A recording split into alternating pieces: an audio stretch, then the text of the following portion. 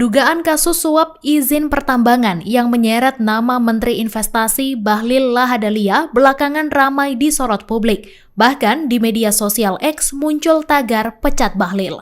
Tagar tersebut merupakan permintaan agar Presiden Jokowi segera memecat Bahlil dari jabatannya. Kemungkinan pemecatan Bahlil itu diungkapkan oleh pengamat ekonomi, energi, dan pertambangan dari UGM, Fahmi Radi. Ia meminta KPK dan lembaga hukum terkait turun tangan menindak dugaan kasus tersebut. Pemecatan ini disebut dilakukan jika memang Bahlil terbukti bersalah dan menjadi tersangka. Menurutnya, Presiden harus berani menegakkan hukum agar tak meninggalkan presiden buruk menjelang berakhirnya masa kepemimpinan. Apalagi jika kasus ini benar, maka Bahlil telah menyuburkan pertambangan ilegal.